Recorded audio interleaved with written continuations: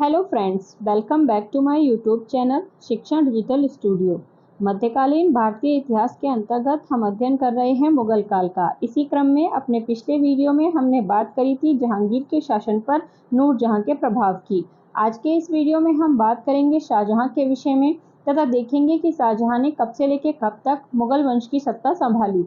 तो चलिए शुरू करते हैं। वीडियो शुरू करने से पहले अगर अभी तक आपने मेरे चैनल को सब्सक्राइब नहीं किया है तो इसे सब्सक्राइब करें, शेयर करें तथा बेल आइकन प्रेस करना बिल्कुल न भूलें, जिससे आपको मेरे आगे आने वाले सभी वीडियोस की नोटिफिकेशन प्राप्त हो सके। तो चलिए शुरू करते हैं आज का वीडियो और देखते हैं शाहजहां के विषय में। तो बात करें अगर शाहजहां की, तो जो इसका मूल नाम था वो खुर्रम था। इसका पूरा नाम शिहाबुद्दीन मोहम्मद शाहजहां था। जो इसका जन्म था वो लाहौर में हुआ था और जो इसकी माता थी जगत गोसाई, वो जोधपुर के मोटा राजा उदय सिंह की पुत्री थी। इसके अलावा जो इसको शाहजहां की उपाधि थी वो दक्षिण विजय के बाद जहांगीर यानी कि इसके पिता के द्वारा दी गई थी। इसके जो शिक्षक थे वो मुल्ला कासिम बेग तबरेजी तथा हाकिम अली गिलानी थे। प्रथम जो सगाई थी इसकी वो अर्जुबंद बानो बेगम, जो कि नूरजहां की भतीजी तथा आसफ खां की पुत्री थी, उससे हुई थी। लेकिन जो इसका विवाह था वो प्रथम सफवी वंश की राजकुमारी से 1610 ईस्वी में हुआ था। उसके बाद अर्जुबंद बानो बेगम से इसका विवाह 1612 ईस्वी में हुआ था। आगे बात करें तो जो इसका तीसरा विवाह था वो अब्दुल रहीम की जो पौत्री थी शहनवाज, उसके साथ 1617 ईस्वी में हुआ था। इसने और भी कई सारे विवाह किए थे। सम्राट बनने से पूर्व जो इसने सैन्य अभियान किए थे उसमें 1614 का मेवाड़ तथा 1617 ईस्वी का अहमदनगर अभियान शामिल था। अब बात करते हैं जहांगीर की मृत्यु के बाद जो इसको अपने भाई शहरयार से सत्ता का संघर्ष करना पड़ता है। आप जानते हैं कि जो जहांगीर के पुत्र थे खुसरो, परवेज और जहांदार, उनकी जो मृत्यु थी वो जहांगीर के शासनकाल में ही हो गई थी। अब जहांगीर की मृत्यु के बाद जो खुर्रम था और जो शहरयार था, दोनों में सत्ता का संघर्ष हुआ।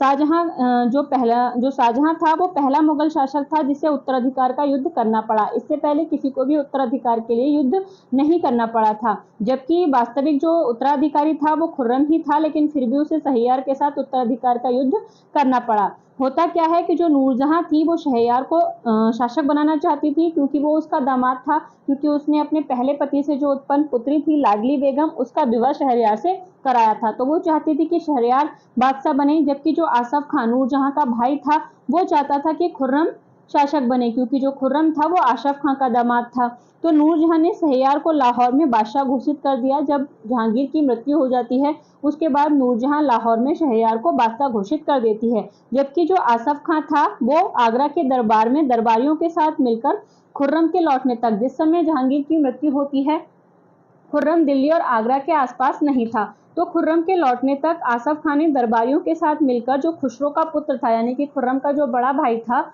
खुसरो, उसके जो पुत्र था दाबर बख्श, उसको गद्दी पर बिठाया, यानी कि उसको शासक घोषित कर दिया। आसफ खान ने शहरयार को लाहौर के निकट पराजित करके उसे अंधा कर दिया। उसके बाद जो खुर्रम था उसके कहने पर आसफ खान ने शहरयार और इसके अलावा जो भी और गद्दी के दावेदार थे जैसे कि दाबर बख्श, होइस्कर, गुरसप आदि, उन सबकी हत्या कर दी। और इस तरह से शाहजहां को मुगल सिंहासन पर आसफ खान ने बैठा दिया, यानी कि आसफ खान ने मुगल सिंहासन पर खुर्रम को बैठाने में काफी सहायता की थी। इसी वजह से उसने उसे काफी अच्छी पदवी अपने राज्य में दी थी। दाबर बख्श जो था वो 4 महीनों के लिए बादशाह पद पर रहा। इसे बली का बकरा कहा जाता है, क्योंकि इसके जो मतलब इसको क्या किया गया था, जो दरबारी थे उन सभी ने अपने अपने हित साधने की कोशिश की थी इसको बादशाह बनाने के चक्कर में।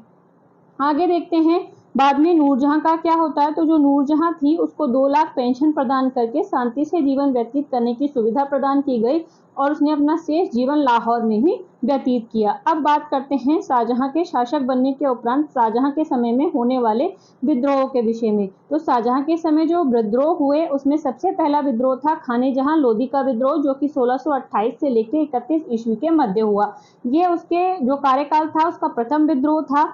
अफगान अमीर था ये जो खाने जहां लोदी था, और जो इसका वास्तविक नाम था वो पीर खान था। ये शाहजहां का सबसे दुर्जय शत्रु साबित हुआ। इसके अलावा अगला विद्रोह होता है बुंदेलों का विद्रोह। आप जानते हैं कि जहांगीर के बुंदेलों से अच्छे संबंध थे और जो वीर सिंह बुंदेला था वो जहांगीर की सेवा में कार्यरत था और उसी ने जो अबुल फजल था उसकी हत्या जहांगीर के कहने पर की थी। लेकिन वीर सिंह बुंदेला का जो पुत्र था जुझार सिंह बुंदेला, उसने विद्रोह कर दिया। शाहजहां के टाइम पे, और पराजित होने पर बाद में वो मुगल सेवा में हाजिर हुआ। लेकिन उसके कुछ समय बाद उसका जो पुत्र था विक्रमजीत, उसने विद्रोह कर दिया, लेकिन इसे भी दबा दिया गया, यानी कि दोनों बाप बेटों ने विद्रोह किया लेकिन शाहजहां ने इसको दबा दिया। इसके बाद एक अन्य बुंदेला चंपत राय भी 1639 ईस्वी में विद्रोह करता है, लेकिन बाद में मुगलों की अधीनता स्वीकार कर ली जाती है। इसके अलावा बात करें अगले विद्रोह की, तो अगला विद्रोह था मालवा में भील विद्रोह, जो कि लक्ष्मण सिंह के द्वारा किया जाता है। इसके अलावा कांगड़ा का विद्रोह था, जो कि जगत सिंह के द्वारा किया जाता है। आगे बात करते हैं सिख गुरु हरगोविंद सिंह के विद्रोह की। तो शाहजहां के शासनकाल के एक समय की एक छोटी सी घटना की वजह से सिखों के जो गुरु थे, गुरु हरगोविंद, उन्होंने भी मुगलों के विरुद्ध विद्रोह किया, जिसमें सिखों को हार का सामना करना पड़ा। होता क्या है कि बहुत ज्यादा बड़ी घटनाएं नहीं होती हैं, छोटी छोटी घटना थी जिनकी वजह से सिखों का विद्रोह होता है। क्या था कि एक बार शाहजहां शिकार करने जाता है। शिकार करने के क्रम में जो उसका बाज था वो उड़कर सिखों के पास चला जाता है। अब सिख क्या करते हैं, उस बाज को देने से मना कर देते हैं और केवल बाज के लिए ही दोनों के मध्य संघर्ष हो जाता है। इसके अलावा एक और घटना थी कि एक जो डाकू था वो मुगलों के घोड़े चुरा लेता है और उन घोड़ों को ले जाकर गुरु हरगोविंद सिंह को दक्षिणा के रूप में भेंट कर देता है। बाद में गुरु हरगोविंद इन घोड़ों को स्वीकार कर लेते हैं और इन घोड़ों की वजह से ही मुगल और जो सिख थे उन दोनों के मध्य संघर्ष होता है, यानी कि संघर्ष की कोई बड़ी वजह नहीं थी, छोटी छोटी वजह से ही संघर्ष हुआ। लेकिन इसका कारण ये भी माना जा सकता है क्योंकि जो पिछले शासक थे, जैसे कि जहांगीर था, उसने जो उनके गुरु थे, पांचवें गुरु, उनको फांसी दिलवा दी थी, तो हो सकता है वहां से जो उनके बीच एक दुश्मनी बन गई थी, उसकी वजह से ऐसा हुआ। शाहजहां के समय की और जो प्रमुख घटनाएं हैं उनको देखते हैं। तो सबसे पहले पुर्तगालियों का दमन 1631-32 की ये घटना है कि इस समय आप जानते हैं कि पुर्तगाली क्या है, भारत में अपना व्यापार जमा रहे हैं, यानी कि अपनी कोठियां बना रहे हैं। अब उन्होंने क्या करना शुरू किया, यहाँ पे थोड़ी उद्दंडता करनी शुरू की। 16वीं सदी के प्रारंभ में हुगली में इन्होंने कोठी स्थापना करी थी और हुगली में ही बंदरगाह का निर्माण भी किया था।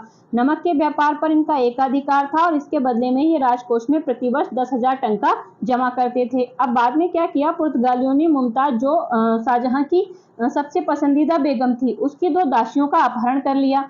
इसलिए शाहजहां ने 1632 ईस्वी में जो ढाका का गवर्नर था कासिम अली, उसको हुगली पर आक्रमण करने का आदेश दिया और इसमें पुर्तगाली पराजित हुए, क्योंकि पुर्तगाली अभी इतनी अच्छी स्थिति में नहीं है कि वो इतनी शक्तिशाली मुगल सल्तनत से टक्कर ले पाए। 1632 ईस्वी में शाहजहां के जो सैनिक हैं वो हुगली क्षेत्र, जिस पर व्यापारिक एकाधिकार पुर्तगालियों द्वारा बनाया जा रहा था, उस पर अपना अधिकार कर लेते हैं, यानी कि 1632 में शाहजहां के सैनिक हुगली पर अधिकार कर लेते हैं। आगे उसके ही कार्यकाल की एक और घटना है दुर्भिक्ष या प्लेग, जो कि 1630 से लेकर 32 ईस्वी के मध्य पड़े। ये गुजरात, खानदेश और दक्कन के भागों में थे। पीटर मुंडी इटली से आया एक यात्री था और इसी ने शाहजहां के काल में पड़े इस भीषण अकाल को अपनी आंखों से देखा था और उसका विवरण दिया। बुरहानपुर और अहमदाबाद में यहाँ पर शाहजहां ने लंगर व्यवस्था भी इस दुर्भिक्ष और प्लेग को देखते हुए की थी। इसके अलावा 10 लाख रुपए की जो भू राजस्व था उसको भी यहाँ पर माफ किया गया था। आगे इसी के कार्यकाल की एक और घटना है मुमताज महल की मृत्यु, यानी कि जो इसकी सबसे पसंदीदा बेगम थी उसकी मृत्यु, जिसकी याद में ये बाद में ताजमहल का निर्माण कराता है। तो मुमताज महल की जो मृत्यु थी वो 1631 ईस्वी में हुई। बुरहानपुर में उसकी मृत्यु हुई जब वो अपने 14वें बच्चे को जन्म दे रही थी, यानी कि 14वें बच्चे के जन्म के पश्चात उसकी मृत्यु हो जाती है। उसको पहले बुरहानपुर में ही दफनाया जाता है, बाद में आगरा में जो ताजमहल था उसको निर्मित करके वहां उसे दफनाया जाता है। अब बात करते हैं शाहजहां के सैन्य एवं विजय अभियानों की। सैन्य अभियानों की अगर मुख्य केंद्र था तो वो उसका मध्य एशिया और दक्कन था। कुछ छोटे छोटे राज्यों को भी उसने मुगल साम्राज्यों के अधीन किया था, जैसे कि छोटा तिब्बत, असम, उज्जैनिया, रतनपुर, पलामऊ और मालवा। ये छोटे छोटे एरिया थे जिनको जो शाहजहां था उसने अपने कंट्रोल में किया था। इसके अलावा गढ़वाल तथा कुमाऊं का अभियान भी उसने किया था। पहला जो अभियान था वो 1635 ईस्वी में किया गया और जो द्वितीय अभियान था वो 1654 ईस्वी में किया गया। आगे बात करें इसकी दक्षिण नीति की, तो इसकी दक्षिण नीति को देखते हैं। तो दक्षिण में सबसे पहले जो इसने अभियान था वो अहमदनगर के खिलाफ किया। सर्वप्रथम आक्रमण था उसने अहमदनगर के ऊपर किया। शासक उस समय मुर्तजा द्वितीय था, जिसको निजाम शाह भी कहते थे। यहाँ का जो वजीर था वो मलिक अंबर का जो पुत्र था फतेह खां, वो इस समय यहाँ का प्रधानमंत्री था। शाहजहां ने उसे अपनी ओर मिला लिया और उसे पुणे के आसपास की जागीर प्रदान कर दी, यानी कि वो वैसे उसको कंट्रोल में नहीं ला पाया अहमदनगर को, तो वहाँ का जो वकील था मलिक अंबर का पुत्र फतेह खां, उसको शाहजहां ने अपनी ओर मिला लिया और उसको वो जागीर प्रदान की जो पुणे के आसपास की थी। जबकि ये जो जागीर थी पहले शाहजी भोंसले के पास थी। शाहजी भोंसले कौन, जो शिवाजी के पिताजी थे उनके पास थी, जिससे जो शाहजी भोंसले थे वो मुगलों का साथ छोड़कर चले जाते हैं। 17 जून 1633 ईस्वी को मुगलों का दौलताबाद किले पर अधिकार हो जाता है और अहमदनगर का पतन हो जाता है। इसके बाद वो विजय करता है बीजापुर की। तो बीजापुर में क्या था, 1627 ईस्वी में इब्राहिम आदिल शाह की मृत्यु हो गई। उसका जो पुत्र था मोहम्मद आदिल शाह वो सुल्तान बनता है। 1631 में शाहजहां ने बीजापुर पर आक्रमण किया लेकिन असफल रहा। 1636 में द्वितीय अभियान किया और इस बार बीजापुर ने मुगलों की अधीनता स्वीकार कर ली। दोनों के मध्य एक संधि हुई जो कि अगले 20 वर्षों तक प्रभावी रही। इसके बाद विजय होती है गोलकुंडा की। गोलकुंडा में भी 1626 ईस्वी में मोहम्मद कुतुब शाह की मृत्यु हो जाती है। अब्दुल्ला शाह गद्दी पर बैठता है और उसके बाद 1631 ईस्वी में शाहजहां क्या करता है, उससे कुछ हीरो की मांग करता है, यानी कि कुछ हीरे और धनराशि मांगता है। आप जानते हैं कि जो गोलकुंडा के खाने हैं वो हीरा उत्पादन के लिए प्रसिद्ध हैं। तो शाहजहां 1631 में उससे कुछ हीरो की मांग करता है। 1636 में शाहजहां पुनः एक दूत भेजता है, मतलब जब उसके द्वारा हीरे नहीं प्रदान किए जाते तो 1636 में शाहजहां पुनः दूत भेजता है। दोनों के मध्य फिर एक संधि हो जाती है और जो गोलकुंडा था वो शाहजहां की अधीनता स्वीकार कर लेता है और 6 लाख रुपए प्रति वर्ष देना यहाँ पर तय किया जाता है। यहीं पर शाहजहां को प्रसिद्ध कोहिनूर जो हीरा था वो मीर जुमला गोलकुंडा का जो वजीर था उसने भेंट किया था। उसके बाद करता है वो कांधार अभियान। कांधार अभियान की बात करें तो आप जानते हैं कि 1622 ईस्वी में जहांगीर के समय कांधार जो था वो ईरान के शाह के पास चला गया था। फारस के जो राज्यपाल था बाद में अली मर्दान, उसने अपनी सुरक्षा के लिए कांधार मुगलों को दे दिया, यानी कि इस समय जो वहां का राज्यपाल था अली मर्दान, उसने मुगलों से अपनी सुरक्षा के बदले कांधार दे दिया और स्वयं शाही सेना में आ गया, यानी कि मुगलों की सेना में भर्ती हो गया। 14 फरवरी 1639 ईस्वी को कांधार पुनः मुगलों को प्राप्त हो गया। उसके बाद 11 फरवरी 1649 को जो कांधार था उस पर पुनः ईरानी जो थे वो अधिकार कर लेते हैं और हमेशा के लिए भारत से उसे छीन लेते हैं। यानी कि इसके बाद शाहजहां कई सारे प्रयास करता है लेकिन वो कांधार को अपने साम्राज्य में सम्मिलित नहीं कर पाता। कांधार को प्राप्त करने के लिए पुनः शाहजहां 3 अभियान करता है जो कि असफल रहते हैं। पहला करता है 1649 में औरंगजेब के नेतृत्व में, दूसरा 1650 में सादुल्ला तथा औरंगजेब दोनों के नेतृत्व में, उसके बाद तीसरा 1652 ईस्वी में दारा शिकोह के नेतृत्व में। लेकिन कोई भी जो अभियान था वो सफल नहीं होता और जो कांधार था वो हमेशा हमेशा के लिए भारत से अलग हो जाता है। शाहजहां ने 1646 ईस्वी में बल्ख अभियान भी किया था जो कि असफल रहा था। इसके बाद बात करते हैं शाहजहां के समय हुए उत्तराधिकार के विषय में। अब क्या था, जो मुगल थे, मुगलों में उत्तराधिकार का कोई निश्चित नियम नहीं था। शाहजहां के जीवन काल में ही उत्तराधिकार युद्ध प्रारंभ हो गया, यानी कि शाहजहां ऐसा शासक था, मुगल शासक, जिसके जीते जी जो उसके सल्तनत थी उसमें उत्तराधिकार युद्ध प्रारंभ हो गया, यानी कि बादशाह के जीवित रहते उत्तराधिकार के लिए लड़ा गया। यह मुगल काल का पहला उदाहरण था जो कि उसके जीवन में ही उसके पुत्रों के द्वारा लड़ा गया था। तो जो सत्ता के दावेदार थे वो 4 थे, इसके 4 बेटे। पहला जो सबसे बड़ा था दारा शिकोह, जो कि इसको जहांआरा बेगम थी इसकी बेटी, यानी कि इसकी कुल मिला के 14 संतानें हुई थी लेकिन 7 ही संतान जीवित बची थी। उसमें से 4 पुत्र थे, एक दारा शिकोह, दूसरा शाहसुजा, तीसरा औरंगजेब और चौथा मुराद। इसके अलावा 3 बेटियां थी, एक थी जहांआरा बेगम, दूसरी थी रोशन आरा बेगम और तीसरी थी गौहन आरा बेगम। तो जो दारा शिकोह था उसको जहांआरा बेगम का साथ मिला था, जो शाहसुजा था वो अकेला ही था और जो औरंगजेब था उसे रोशन आरा बेगम का साथ मिला था और जो मुराद था वो गौहन आरा बेगम का उसको साथ मिला था, यानी कि ये 3 बहनें इन 3 भाइयों का साथ दे रही थी। अब बात करते हैं इसके पुत्रों की। तो जो दारा शिकोह था वो शाहजहां का सबसे बड़ा बेटा था। शाहजहां के बेटों में दारा शिकोह ही सबसे बुद्धिमान था। उसने भगवद गीता तथा योग वशिष्ठ उपनिषद में रामायण का अनुवाद भी फारसी में करवाया था। इसके अलावा दारा शिकोह ने जो उपनिषद थे उनका भी सिर्रे अकबर के नाम से फारसी अनुवाद कराया था, यानी कि उसको हिंदू धर्म में काफी दिलचस्पी थी। इसके अलावा ये पहला और इकलौता ऐसा मुस्लिम शासक था जिसने हिंदू धर्म ग्रंथों का अध्ययन किया था। इसकी जो उपाधि थी वो शाह बुलंद इकबाल की थी, जो शाहजहां ने ही उसे प्रदान की थी। उसकी जो धार्मिक नीति के कारण उसे जो नेलपूर्ण है उसे लघु अकबर कहता है। इसके बाद जो दूसरा पुत्र था वो था शाहसुजा, शाहजहां का द्वितीय पुत्र था जो कि उस समय बंगाल का प्रशासक था। तीसरा पुत्र था औरंगजेब जो कि उस समय दक्षिण का सूबेदार था। इसके अलावा जो चौथा और सबसे छोटा पुत्र था वो था मुराद और वह गुजरात और मालवा का सूबेदार था उस समय। इतिहासकारों ने इसे ही कुलकलंक कहा है क्योंकि इसकी वजह से ही उत्तराधिकार के जो युद्ध थे वो प्रारंभ हुए। शाहजहां ने अपने बीमार होने पर दारा शिकोह को अपना उत्तराधिकारी नियुक्त किया था। क्या होता है, जब शाहजहां बीमार होता है तो वो अपनी मृत्यु से पहले ही अपने बेटे दारा शिकोह को अपना उत्तराधिकारी नियुक्त करता है, क्योंकि दारा शिकोह ही उत्तराधिकारी के योग्य था। लेकिन शाहजहां की मृत्यु से पहले ही यानी कि उसकी मृत्यु की अफवाह फैल जाती है और उत्तराधिकार के जो युद्ध हैं वो प्रारंभ हो जाते हैं, जिसकी जो शुरुआत थी वो शाह शुजा ने की थी, क्योंकि जो शाहजहां की मृत्यु की अफवाह थी वो भी शाह शुजा ने ही फैलाई थी। शाह शुजा ने यह भी अफवाह फैलाई कि दारा शिकोह ने शाहजहां को जहर दे दिया है, यानी कि जो दारा शिकोह है उसने शासक बनने के लिए शाहजहां को जहर दे दिया है, ऐसी अफवाह भी उसने फैला दी। औरंगजेब ने यहाँ पर चालाकी से काम लिया। उसने क्या किया, शाह शुजा और जो मुराद थे यानी कि दो जो भाई थे उनसे सहयोग प्राप्त करने के लिए दोनों को पत्र लिखा और गुप्त रूप से जो मुराद था उसके साथ साम्राज्य विभाजन की संधि कर ली, यानी कि क्योंकि वो दारा शिकोह को शासक नहीं बनाना चाहते थे, इसलिए उन तीनों भाइयों ने एक तरफ गुट बना लिया और उधर दारा शिकोह अकेला रह गया। तो अब बाद में उत्तराधिकार के युद्ध होते हैं। सबसे पहला युद्ध होता है बहादुरपुर का युद्ध, जो कि होता है 24 फरवरी 1658 ईस्वी में। ये कहाँ होता है, तो ये बनारस के निकट जो बहादुरपुर एरिया है वहां होता है।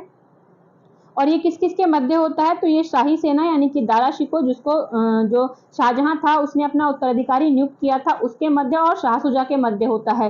यहाँ पर जो जयसिंह और सुलेमान शिकोह थे, जो दारा शिकोह का बेटा था सुलेमान शिकोह, वो नेतृत्व करते हैं शाही सेना का, और जो शाह शुजा था वो यहाँ पर पराजित होता है और पुनः बंगाल लौट जाता है। इसके बाद बात करते हैं मुराद बख्श की, यानी कि जो मुराद था तो वो मालवा में औरंगजेब से एक समझौता करता है इसी बीच, और विजय के बाद जो साम्राज्य था उसको बांटने का निर्णय किया जाता है। औरंगजेब और मुराद बख्श के बीच जो अहदनामा या समझौता हुआ था उसमें दारा को रईस अल मुल्हिदा यानी कि अपधर्मी शहजादा कहा गया था, कि मतलब वो धार्मिक नहीं है, अपधर्मी है, यानी कि अपने धर्म से ज्यादा दूसरे के धर्म को तवज्जो देता है, इसलिए उसको जो मुगल सत्ता है उस पर बैठने का कोई अधिकार नहीं है। इस तरह का उनके मध्य समझौता हुआ और दोनों के मध्य साम्राज्य विभाजन की बात हो गई। इसके बाद युद्ध होता है धर्मत का युद्ध, जो कि होता है 15 अप्रैल 1658 ईस्वी में। ये उज्जैन के निकट धर्मत में होता है। यहाँ पर भी शाही सेना यानी कि दारा शिकोह तथा औरंगजेब और मुराद दोनों की संयुक्त सेना के मध्य ये युद्ध होता है, क्योंकि दोनों भाई वहां मिल चुके हैं।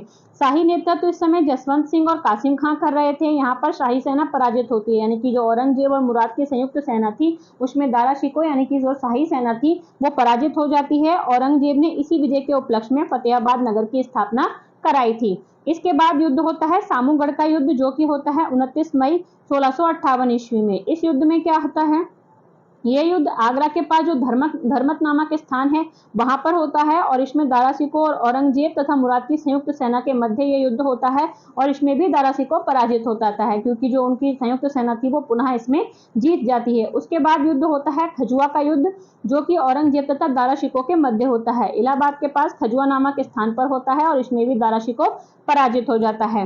अब जो अंतिम रूप से युद्ध था उसमें यानी कि अंतिम रूप से जो औरंगजेब था वो उत्तराधिकार के युद्धों में विजय होता है। उसने शाहजहां को बंदी बनाया तथा मुराद को भी धोखे से बंदी बना लिया। इसने शाहजहां को तो बंदी बना ही लिया था, यानी कि अपने पिता को, साथ ही साथ वो भाई जिसके साथ इसने साम्राज्य विभाजन की बात करी थी उसको भी धोखे से बंदी बना लेता है और ग्वालियर के किले में कैद कर लेता है, बाद में उसकी हत्या करा देता है। इसके बाद जो औरंगजेब था उसने अपना प्रथम राज्याभिषेक कराया। इसके बाद एक और युद्ध होता है, यानी कि जो दारा शिकोह था वो पुनः शासक बनने के लिए दोबारा से युद्ध करता है, तो सर्वाधिक निर्णायक युद्ध होता है जो कि था देवराई का युद्ध, जो कि होता है 13 मार्च 1659 ईस्वी में। और यह उत्तराधिकार का जो युद्ध था वो अंतिम युद्ध था और औरंगजेब एवं दारा शिकोह के मध्य हुआ। इसमें भी औरंगजेब ही विजयी हुआ, यानी कि यहाँ पर दारा की अंतिम पराजय हो जाती है। अब जो दारा शिकोह था वो जब यहाँ से जाता है तो दारा शिकोह को जो दादर के जमींदार थे बहादुर खां, वो मतलब जो दारा का जमींदार था उसने बहादुर खां को दे दिया। बाद में जो बहादुर खां था उसने दारा जो शिकोह था उसको औरंगजेब को सौंप दिया, और बाद में औरंगजेब के द्वारा जो दारा शिकोह था उस पर काफिर का आरोप लगाकर उसे मृत्युदंड दे दिया गया। उसे हुमायूं के मकबरे में दफनाया गया। बर्नियर ने दारा शिकोह की हार के बाद उसे दिल्ली की सड़कों पर घुमाए जाने का आंखों देखा विवरण लिया है, यानी कि बर्नियर कहता है कि दारा शिकोह के हारने के बाद जो औरंगजेब था उसे दिल्ली की सड़कों पर घुमाता है। अगर जो ये उत्तराधिकार के युद्ध इन भाइयों के मध्य हुए उनका क्रम और युद्धों के जो नाम हैं उनको याद रखने की ये ट्रिक है कि बहादुर धर्मत ने सामूगढ़ में खजुआ को देवराई प्रदान की, यानी कि सबसे पहले जो युद्ध होता है वो बहादुरपुर का युद्ध था, दूसरा धर्मत का युद्ध था, तीसरा सामूगढ़ का युद्ध था, चौथा खजुआ का युद्ध था, और जो पांचवा और अंतिम निर्णायक युद्ध था वो देवराई का युद्ध था। तो इस तरह से ये उत्तराधिकार के लड़े गए 5 युद्ध थे जो मुगल साम्राज्य में पहली बार किसी जीवित बादशाह के रहते लड़े गए थे। इसके बाद शाहजहां का अंतिम समय की बात करें तो शाहजहां ने अपने जीवन के जो अंतिम 8 वर्ष थे वो कैद में बिताए, क्योंकि आप जानते हैं कि औरंगजेब ने उसे कैद कर लिया था। उसके बाद जो 8 साल थे, 8 साल तक वो आगरा के किले में शाहबुर्ज में रहा था। उसकी जो पुत्री थी जहांआरा, वो हमेशा उसके साथ रहती थी। 22 जनवरी 1666 ईस्वी को उसकी मृत्यु हो जाती है और उसे भी ताजमहल में ही दफना दिया जाता है। अब बात करते हैं शाहजहां की धार्मिक नीति की। तो शाहजहां की जो धार्मिक नीति थी वो धार्मिक दृष्टि से क्या था, असहिष्णु शासक था, यानी कि धार्मिक दृष्टि से काफी कट्टर मुस्लिम साबित हुआ। जबकि जो उसकी माँ थी वो हिंदू थी, यानी कि एक हिंदू माँ से उत्पन्न होने के बावजूद भी वो काफी कट्टर धार्मिक मुसलमान था। उसने 1633 ईस्वी में जो जहांगीर के काल में जितने भी मंदिर बने थे उनको तोड़ने का आदेश दिया। बनारस के 76 मंदिरों को यहाँ पर नष्ट करवाया गया। इसके अलावा उसके द्वारा कश्मीर में भी एक मंदिर गिराया गया, जिसका जो जिक्र है वो बर्नियर के द्वारा किया गया है। 1629 ईस्वी में जैन जौहरी और साहूकार शांतिदास को जैन यात्रियों के लिए विश्राम गृह बनाने के लिए उसने भूमिदान दिया था। शाहजहां ने सिजदा तथा जो वैसी सिजदा जो प्रथा थी उसको समाप्त करके उसके स्थान पर चहार तस्लीम प्रथा शुरू की थी। इसके अलावा पगड़ी में सम्राट के जो चित्र थे उसको लगाने की मनाही कर दी गई थी। इलाही संबत के स्थान पर उसने हिजरी संबत पुनः लागू की। जो इलाही संबत थी आप जानते हैं कि अकबर के समय पर अकबर ने शुरू की थी, तो अब तक वही चलती आ रही थी, लेकिन उसने यहाँ पर उसको समाप्त करके जो हिजरी संबत थी उसे पुनः चलाया। इसके अलावा शासन के 7वें वर्ष उसने ये घोषणा कराई कि अगर कोई व्यक्ति इस्लाम धर्म अपनी इच्छा से स्वीकार करता है तो उसे पैतृक संपत्ति में उसका हिस्सा मिलेगा, यानी कि उसे पैतृक संपत्ति से वंचित नहीं किया जाएगा। इसके अलावा मुस्लिम लड़कियों के हिंदू पुरुष से विवाह पर प्रतिबंध लगा दिया। अगर किसी मुस्लिम लड़की को हिंदू पुरुष से विवाह करना है तो उस हिंदू पुरुष को इस्लाम धर्म स्वीकारना होता था। इसके अलावा तीर्थ यात्रा कर उसने पुनः लगाया, लेकिन कविंद्राचार्य जो थे उनकी प्रार्थना पर काशी से हटा लिया गया था। इसके अलावा खंबात में गौवध निषेध करा दिया गया, बाकी एरिया में उसने गौवध की अनुमति दे दी थी। इसके अलावा अहमदाबाद के चिंतामणि मंदिर और जो चिंतामणि मंदिर था उसके जीर्णोद्धार की आज्ञा भी उसने प्रदान की थी। इसके अलावा इसके बारे में कुछ अन्य महत्वपूर्ण तथ्य देख लेते हैं। तो शाहजहां अपनी प्रजा पर राजा की तरह शासन नहीं करता था, बल्कि अपने परिवार की सुरक्षा की तरह करता था, ऐसा ट्रेवेनियर का कथन है। इसके अलावा जो उसकी न्याय यानी कि उसकी सल्तनत में जो न्याय का दिन था वो बुधवार का दिन नियत था। मनुची तथा जो बर्नियर थे उसकी न्याय व्यवस्था की तारीफ करते हैं। उसका काल कृषक प्रशांति का युग था, ऐसा मोरलैंड कहते हैं। शाहजहां का काल मुगल स्वर्ण युग था, ऐसा खफीका, राय भारमल और बर्नियर तथा मनुची चारों ही कहते हैं। इसके अलावा शाहजहां मनुष्य और शासक दोनों रूपों में असफल रहा, अतः उसका शासनकाल स्वर्णयुग नहीं कह सकते, यानी कि उसके शासनकाल को स्वर्णयुग नहीं कहा जा सकता, ऐसा विंसेंट स्मिथ का कथन है। इसके अलावा लेनपुल ने अकबर के काल को ही मुगल काल का स्वर्णयुग माना है, इसके काल को नहीं। उसके राज्य में 22 प्रांत थे, यानी कि अब तक मुगल काल में सर्वाधिक प्रांत इसी के काल में थे। उसने सिंचाई के लिए नहरों का निर्माण कराया। सुंदरदास, चिंतामणि, कविंद्राचार्य, जिनके कहने पर उसने काशी से जो तीर्थ यात्रा करता उसे हटा लिया था, तो ये तीनों ही उसके समय के हिंदी के महान विद्वान थे और इन्हें राजकीय संरक्षण प्राप्त था। संस्कृत के महान कवि जगन्नाथ को भी उसने महाकवि राय की उपाधि प्रदान की थी। इसके अलावा शाहजहां के काल में ज्योतिष मुल्ला फरीद ने जीजे शाहजहानी नामक एक खगोलीय चार्ट भी तैयार किया था। उसके समय के कुछ प्रमुख अनुवादों को देखते हैं। तो सबसे पहले रामायण का जो अनुवाद था वो इब्न हरण ने किया था फारसी भाषा में। प्रबोध चंद्रोदय का उदय बनवारी दास ने किया था फारसी भाषा में। इसके अलावा जो बीज गणित थी, बीज गणित का अनुवाद भी अब्दुल रशीद ने किया था फारसी भाषा में। जो अताउल्ला था उसने अंक गणित, बीज गणित तथा क्षेत्र मिति पर शोध प्रबंधन लिखा था। उसने शाहजहां तथा दारा शिकोह को बाद में इसे समर्पित किया। दिल्ली के निकट शाहजहानाबाद, जिसे वर्तमान में पुरानी दिल्ली के नाम से जानते हैं, इसी ने बसाया था। साल 1639 में शाहजहां ने अपनी राजधानी को आगरा से दिल्ली यानी कि जो शाहजहानाबाद था वहां स्थानांतरित कर लिया और नई राजधानी का नाम ही उसने शाहजहानाबाद रखा था। 1648 ईस्वी में जो मयूर सिंहासन है उसको आगरा से दिल्ली के किले में स्थानांतरित किया था और बाद में जब इसको कोहिनूर हीरा मिलता है तो वो भी उसमें ये लगवाता है। दिल्ली का लाल किला, दिल्ली की जामा मस्जिद, इसके अलावा ताजमहल, जहांगीर का मकबरा आदि का निर्माण उसने ही कराया था। ताजमहल के वास्तुकार उस्ताद अहमद लाहौरी और उस्ताद इंसा खां थे। इसके अलावा उसके दरबार में जो संगीतज्ञ थे वो जगन्नाथ, लाल खां और गुणसमंद थे। बिलास तथा उसके दरबार में ही रहते थे। जो गुणसमंद और बिलास थे वो उसके दरबार में ही रहते थे। इसके अलावा अगर बात करें शाहजहां के प्रिय राग की तो वो ध्रुपद था। हिंदुओं की तीर्थ यात्रा पर उसने पुनः कर लगा दिया था, आप जानते हैं। इसके साथ ही उसने 1633 ईस्वी में बने जितने भी हिंदू मंदिर थे उनको तोड़ने का आदेश दिया था, जिसके चलते कश्मीर, गुजरात, इलाहाबाद, बनारस आदि में कई हिंदू मंदिर तोड़े गए थे। यानी कि धार्मिक दृष्टि से काफी असहिष्णु शासक था। हिंदुओं को मुस्लिम बनाने के लिए शाहजहां ने एक अलग से विभाग भी खोल रखा था, यानी कि हिंदू चाहे तो मुस्लिम बन सकते हैं। शाहजहां ने एक हिंदू माँ की संतान होते हुए भी किसी हिंदू स्त्री से विवाह नहीं किया था, यानी कि इसकी जितनी भी पत्नियां थी वो सिर्फ मुस्लिम थी। फ्रांसीसी यात्री जो टेवेर्नियर है उसने पूर्व की 7 यात्राएं की थी, जिनमें से 6 शाहजहां और औरंगजेब के काल में ही की थी, और जो ये ट्रेवेनियर था वो पेशे से जौहरी था। फ्रांसीसी बर्नियर्स ने 1656 ईस्वी में भारत की यात्रा की और 12 वर्षों तक भारत में रहा, यानी कि फ्रांसीसी यात्री जो बर्नियर था वो भी इसके काल में आया और 12 वर्षों तक यहाँ पर रहा, और ये पेशे से चिकित्सक था। बर्नियर कहता है कि भारत में धार्मिक शिक्षा के लिए मदरसों के अलावा कोई शिक्षा का केंद्र नहीं है। मनुची इटली से आया था, जो कि एक इटली का यात्री था और शाहजहां के पुत्रों के बीच जो उत्तराधिकार के युद्ध हुए उनका प्रत्यक्षदर्शी था।